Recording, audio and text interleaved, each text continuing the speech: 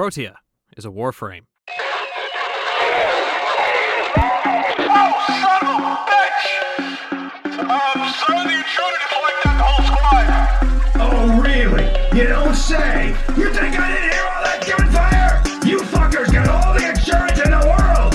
Get in there and get the job done! God damn it! Do you know how much money we spent hiring you assholes? You sorry fucking Mallcops! You're all getting hazard pay! Stop slacking off! You idiots are all falling back! Get your sorry asses in there already!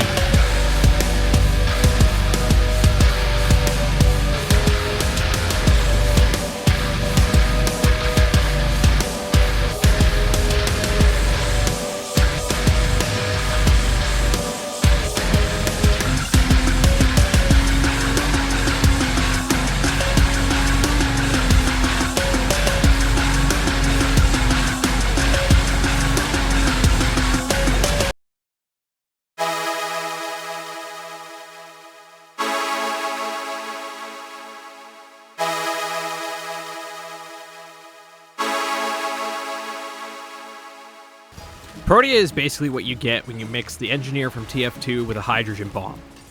Or McGinnis with a hydrogen bomb if you're a deadlock head. Either way, she's about three things: giving herself and others shields, ammo, and putting down a lot of turrets. She can also rewind time and explode, but we'll get to that. Today we're doing a 2-for-1 build video. 2 builds. One for active play, and one for sitting around a defense objective, or for when you're in a group and wants to sit in one part of our map on survival. The first one is the more active build, which is going to make use of one of the old pieces arcanes, and we subsume offer 4 for Nourish. Most people are going to be sneer because, oh my god, Scrapples, don't just add Nourish to builds, but with the amount we're casting, added viral procs, and being able to move about and whatnot without our energy economy suffering, it works wonders. Protea is also weird in that she doesn't scale off of ability strength. She much rather scales off of ability duration. The reason for this is because her 2 increases damage the longer it's active, adding 100% damage with each shot. Additionally, her passive enables spamming your abilities, with every 4th cast giving 100% ability power. Since we're building around duration, we're going to need Narrow-Minded, Prime Continuity, and Augur Message.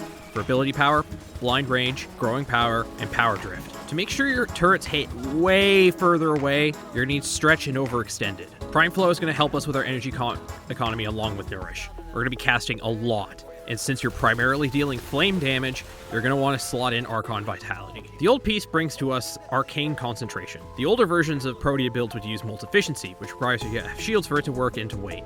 Not with Concentration, which wants you to spam. Plus 60% for 3 seconds is so good.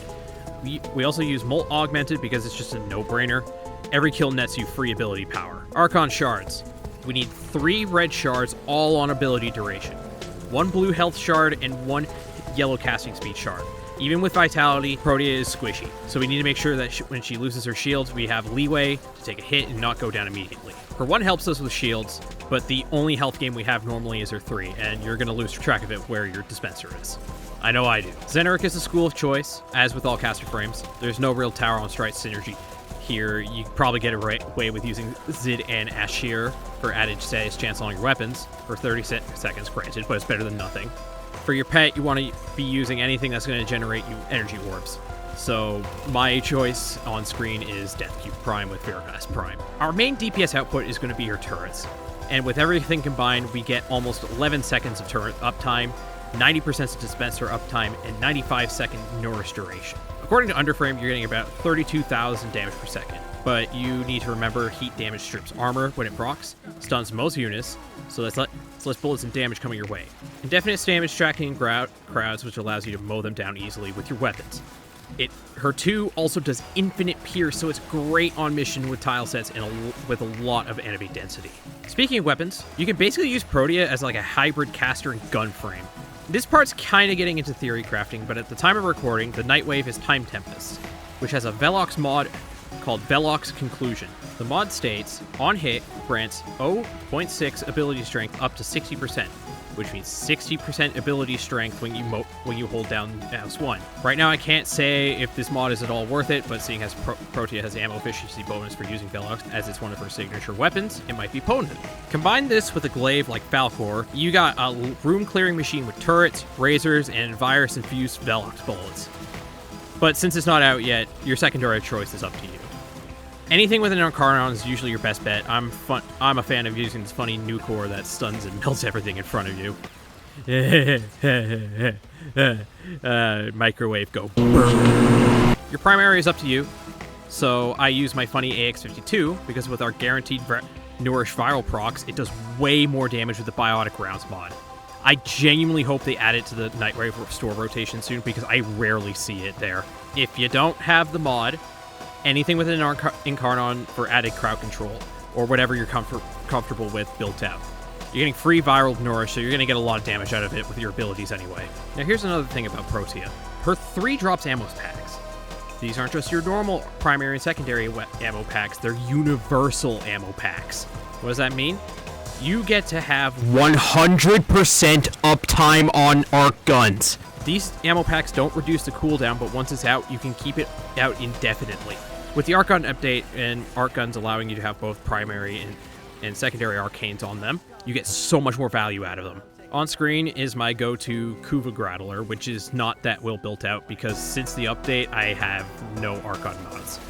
Still, with primary, merciless, and secondary cover, we now have guaranteed multiple elemental procs due to the guaranteed blast procs.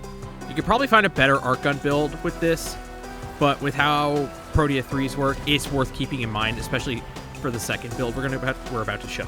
The entire game plan is this. Mission start, operator form, snapshot your Nourish, which means using your Hardened Wellspring ability by double tapping 1, then back to your Warframe.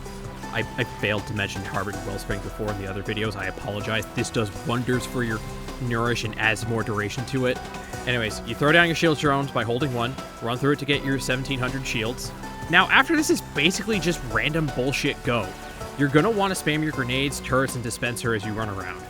The turrets have a firing arc, so if you're in an open area with enemies all around, make sure to turn to make sure you had full coverage of the area before you hit your turret buttons. And make sure to refresh them if an actualite shows up. This is good for on-the-move missions, as if you were to use your 4 normally, you'd be setting yourself back. And if you're with a team, you'd be making them wait on you, and when you're playing with randoms, it's gonna happen. You don't want to be that guy holding up the entire mission. Now for the next version of this build. This build is for if you're in a group cracking relics, and you're trying to keep the enemies in one spot, so you have easy access to the reactant that they drop. But you're bored! You don't want to sit there, you want to do stuff!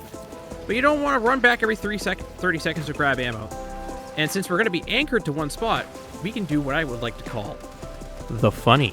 The funny involves equipping your arc gun and running full tilt into enemies so you can just dive bomb them and zip right back to where you started. Going back to our main build, we change out a few things. We go back to Temporal Anchor instead of Nourish, and instead of Augur Message, we're going to slot in the augment mod, Temporal Erosion. What this does is strip armor completely off enemies when our 4 is active and we're spamming turrets and grenades.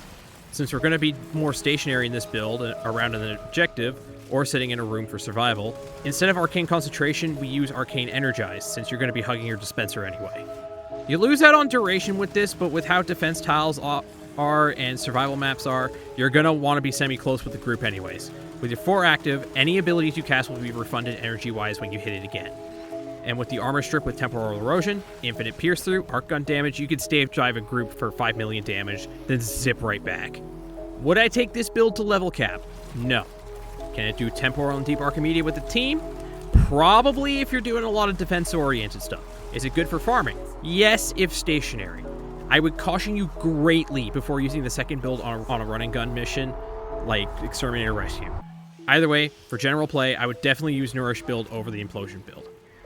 And that's about it. If you like this, do the thing the algorithm likes. Help me get out of Ron Valkyrie's retail hellscape. The $1.50 hot dog is my bane. Anyways, that's it. See ya.